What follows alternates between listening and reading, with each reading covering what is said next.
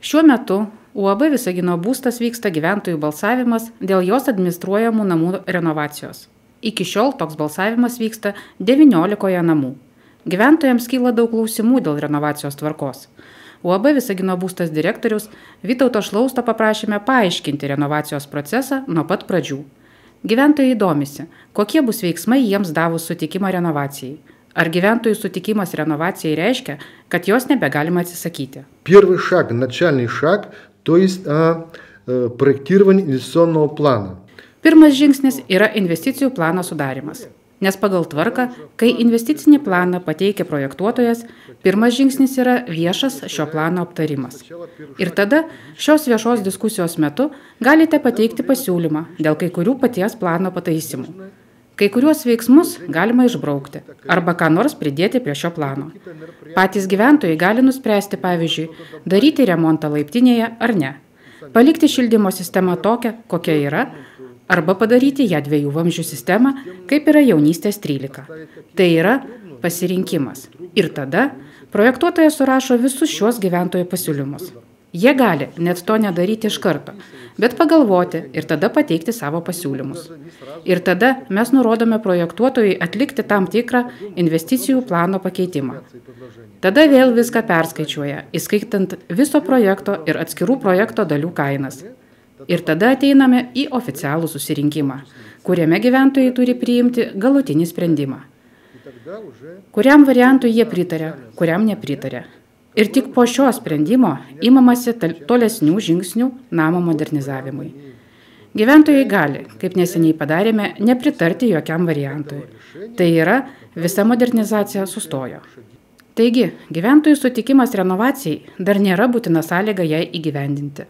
Tuo tarpu investicijų planas suteiks gyventojams išsamų vaizdą apie renovacijos terminą ir jo kainą, o investicijų planą parengsiantys specialistai atsakys į gyventojų klausimus. Инвестиционный план, он никуда не делся. Investicijų planas niekur nedingo. Jis buvo patalpintas į aplinkosaugos projektų valdymo agentūrų sistemą ir dabar yra kaip banke. Jeigu gyventojai vėl apsigalvos, tai iš esmės galime grįžti prie šio investicinio plano. Ir dar reikės išsiaiškinti, atsižvelgiant į kai kurias rinkos aplinkybės, kainą ir panašiai. Tačiau tai, kas dabar tvirtinama, yra pagrindinis žingsnis link pirmojo tokio judėjimo modernizavimo link.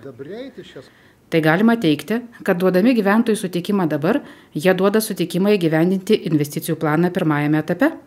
Так, можно так и рассчитывать. Taip, tai galima apsvarstyti, nes tai vis dar nėra galutinis konkretaus namo modernizavimo varianto sprendimas.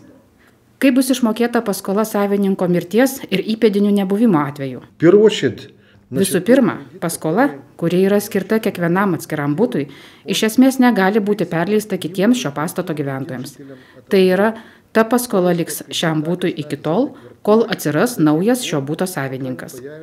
Jeigu atsitiks tokia nelaimė ir savininko nebėra, tai nesvarbu, nei namo administratorius, nei bendryje, privaloma šį turtą perduoti turto fondui.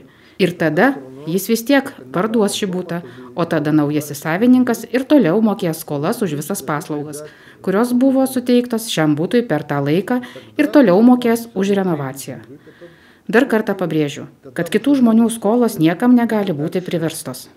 Kompensacija gaunantiems gyventojams neaišku, ar bus sumokėta visa paskola renovacijai, ar ji bus grąžinta tik už plotą, už kurį kompensuojama.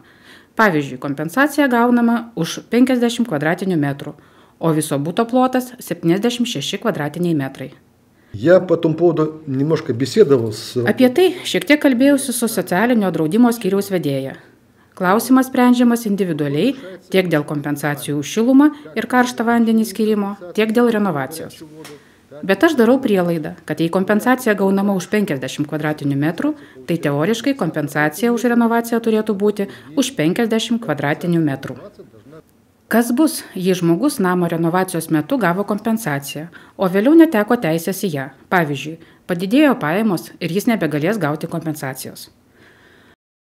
Есть такие случаи, Это тоже законом Būna tokiu atveju. Tai taip pat numato įstatymas. Jei žmogaus pajamos padidėjo ir jis neteko teisės į kompensaciją už šiltą vandenį, jis turi mokėti ir už renovaciją. Tačiau dažniau taip nutinka, kai žmogus atvirkščiai netenka pajamų ir pradeda gauti kompensaciją. O tada po šio momento jis jau turi teisę į kompensaciją už namo renovaciją. Vytautas Šlaustas patikslino, kad jei asmuo neteko teisės į kompensaciją, jis mokės tik už renovaciją nuo teisės į kompensaciją praradimo momento. Kiek namų iš 19 apklaustųjų dabar sutiko renovuotis? Пока, честно говоря, мы итоги не подвели. Jei atvirai, rezultatų dar nesusumavome, protokolai dar nesurašyti. Tačiau pagal namų administratorių informaciją, kol kas susitarimo dėl namų modernizavimo nėra. Tai yra dalis gyventojų, kurie balsuoja už, bet dauguma balsuoja prieš. Galbūt priežastis, kodėl gyventojai atsisako renovacijos iš dalies yra ta, kad žmonės negauna pakankamai informacijos. Тоже вполне может быть, мы тоже об этом. Taip, gali būti. Mes taip pat galvojame apie tai. Kita vertus, kai tik prasideda gyvenamųjų namų modernizavimo klausimas, tokia pasipriešinimo banga kyla visada. Žmonės pradeda klausytis tų komentatorių, kurie neturi visos informacijos ir labiau pasikliauja gandais, užuot atėję čia, į šitą kabinetą, sėdėdami normaliai aptarinėti viską, kas domina žmonės. Tokių žmonių yra labai mažai. Siekdami objektyvesnio darbo modernizavimo klausimais, pasirašėme bendradarbiavimo sutartį su mažąja įmonė Renew. Sutarėme dėl 10 gyvenamųjų namų, su kuriais savaitgaliais vyks gyvi susitikimai dėl modernizavimo. Susitikimai vyks Visagino būsto patalpose. Taip padarėme, nes kai kalba Visagino būsto specialistai, kažkodėl niekas nenori jų girdėti. Kai kalba nepažįstamas žmogus, žmonės labiau klausosi. Bet keisčiausia, kad jie labiau klauso tų, kurie garsiau rėkia, o svarbiausia meluoja. Tai dar labiau supainioja. Dabar išbandysime tokią patirtį, kad žmonės, kurie daug metų dalyvauja modernizacijoje, tie, kurie patys dalyvauja rengiant ir koreguojant investicijų planus, tie, kurie jau yra baigę teorinę darbo dalį ir praktiškai atlieka visus projektus, gali kalbėti už mus. Todėl jie žinoma turi daugiau patirties nei mes, ką mes Visagino būsto specialistai turime. Tad pažiūrėkime, ar tai duos kokią nors teigiamą pokyčių. Visagino būstas direktorius pasakojo, kad Klaipėdos tipo draugystės 3 namas po investicijų plano parengimo atsisakė renovacijos. Tuo tarpu kitose miestuose tokie namai sėkmingai renovuojami. Kartu Vytautas Šlaustas pažymėjo, kad dabar namo renovacija kainuos brangiau nei ankstesniais metais. Требования на данный момент, которое последнее было предложение для модернизации. Šiais laikais, modernizuojant namus, energinio naudingumo reikalavimas keliamas ne C klasės, kaip buvo anksčiau, o A klasės. Todėl, kai sudaromas investicijų planas, turime jau iš anksto suplanuoti, kokius reikalavimus tas planas turi atitikti. Ir tam, kad žinotume, kokiam finansavimo etapui galime pretenduoti. Tai yra naujovės kainuos brangiau, jei bus A klasės. Taip, tai brangiau, nes vyksta daugiau veiksmų, daugiau energijos taupimo priemonių. Namams, kurių plotas didesnis nei 1500 kvadratinių metrų, siūlomos saulės baterijos elektros tiekimui bendram naudojimui, pavyzdžiui, įėjimui į rūsį, kad pinigų pakaktų, tiesiog sutaupyti gyventojams.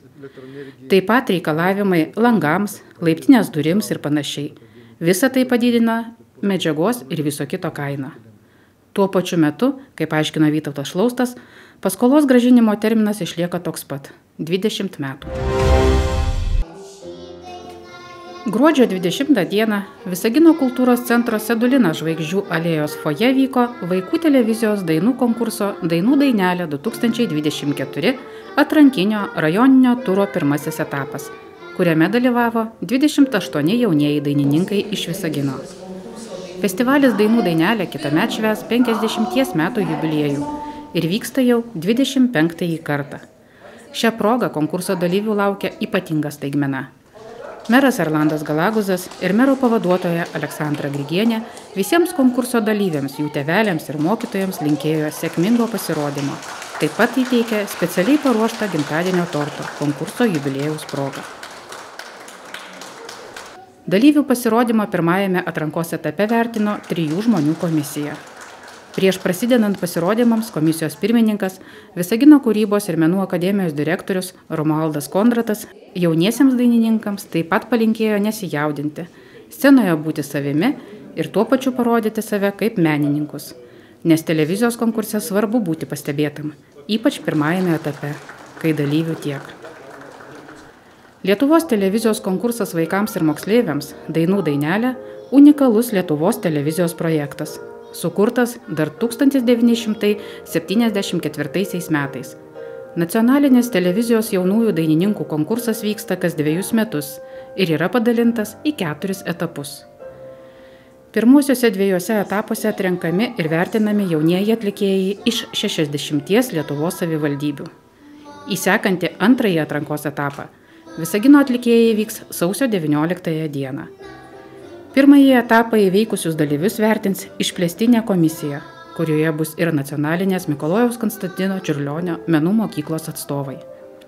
3. ir 4. etapo koncertai vyks vasario, gegužės mėnesiais. Nacionalinėje Mikalojaus Konstantino Čiurlionio menų mokykloje ir baigiamieji konkurso laureatų koncertai Vilniaus nacionalinėme operos ir baleto teatre.